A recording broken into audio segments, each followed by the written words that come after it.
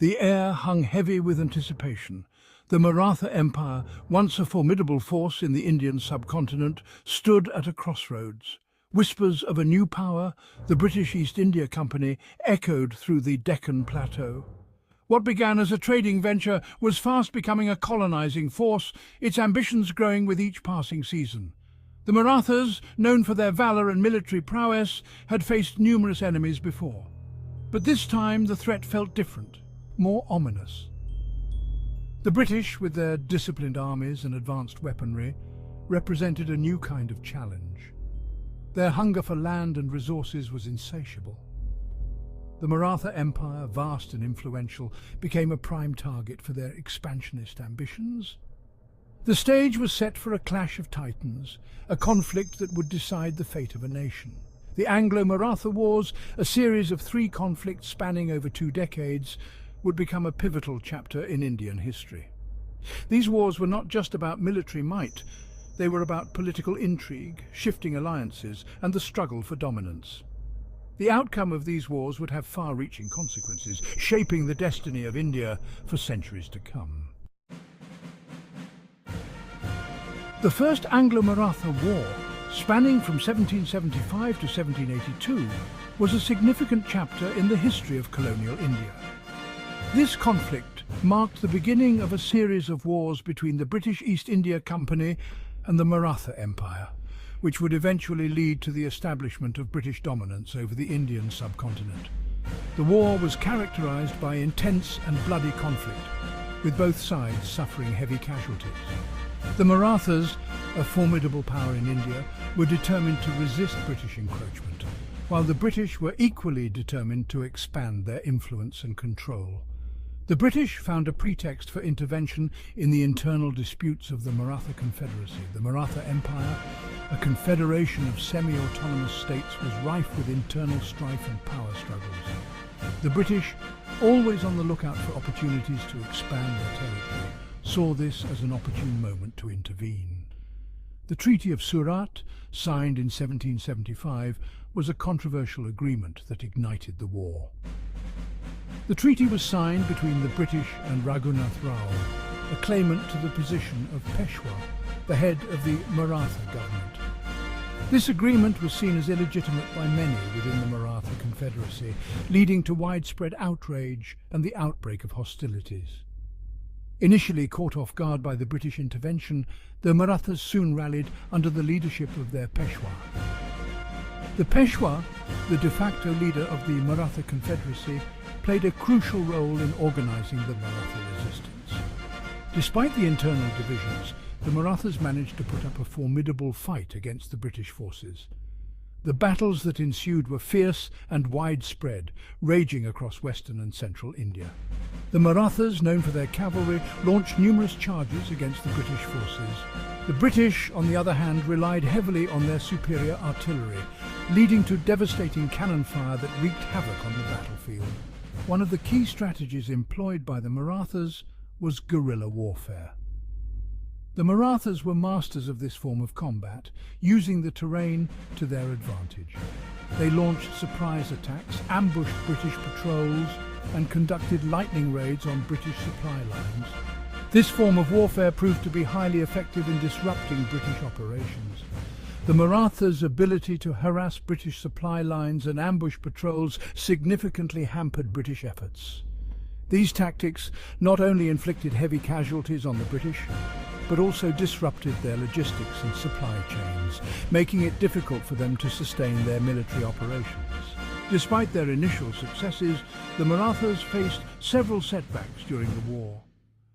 The internal divisions within the Maratha Confederacy, coupled with the lack of a unified strategy, hampered their efforts. The Marathas were a confederation of semi-autonomous states, each with its own interests and agendas. This lack of cohesion made it difficult for them to present a united front against the British. The internal divisions within the Maratha Confederacy were a significant obstacle to their war efforts.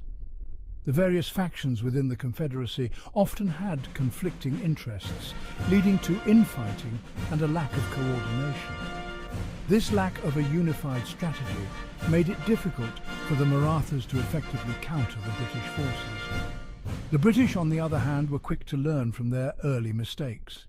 They adapted their tactics to counter the Maratha guerrilla warfare and made strategic alliances with rival Maratha factions. This ability to adapt and exploit the internal divisions within the Maratha Confederacy gave the British a significant advantage. The British were adept at exploiting the internal rifts within the Maratha Confederacy.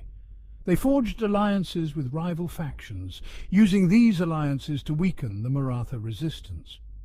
This strategy of divide and conquer proved to be highly effective, allowing the British to gain the upper hand in the conflict. The war eventually ended in a stalemate, with the Treaty of Sambhaji being signed in 1782.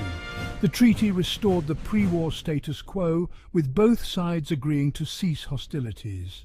However, the underlying issues that had led to the war remained unresolved, setting the stage for future conflicts between the British and the Marathas.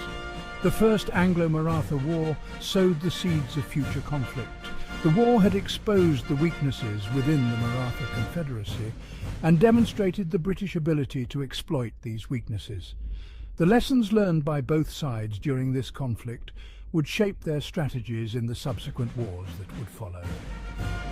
The First Anglo-Maratha War was not just a battle for territory, but a clash of two powerful entities vying for control over the Indian subcontinent.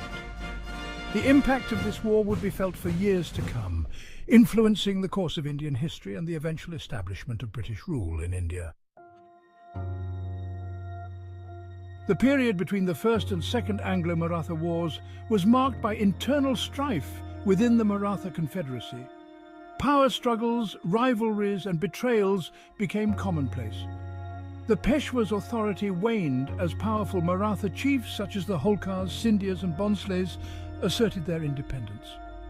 The once united Maratha Empire was fracturing from within, weakening its ability to resist external threats.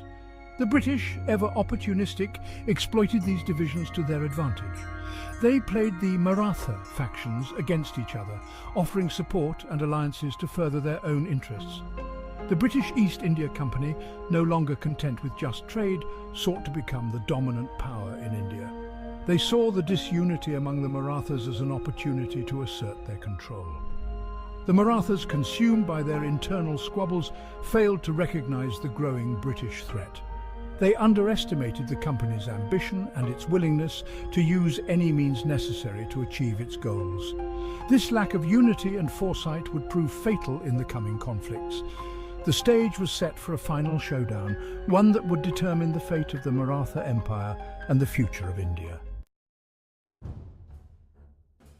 The Second Anglo-Maratha War, from 1803 to 1805, witnessed the Marathas, briefly united under the leadership of Yashwantrao Holkar, rise again in defiance. Holkar, a brilliant military strategist, inflicted early defeats on the British, reminding them of the Marathas' military prowess. His victories, however, were short-lived. The British, under the cunning leadership of Lord Wellesley, employed a combination of military force and political maneuvering. They exploited the divisions within the Maratha ranks, turning former allies against each other. The Battle of Assaye, a Pyrrhic victory for the British, highlighted the ferocity of the Maratha resistance. Despite Holkar's valiant efforts, the Marathas, weakened by internal divisions and facing a determined enemy, ultimately succumbed to British pressure. The Treaty of Surji-Anyangon in 1803 marked a turning point in the war, significantly reducing the Maratha dominions. The Second Anglo-Maratha War, though fiercely contested, ended in another defeat for the Marathas, further solidifying British control over large parts of India. Subscribe for more videos like this, turn on notification and leave a like to help the channel out. Thank you for watching.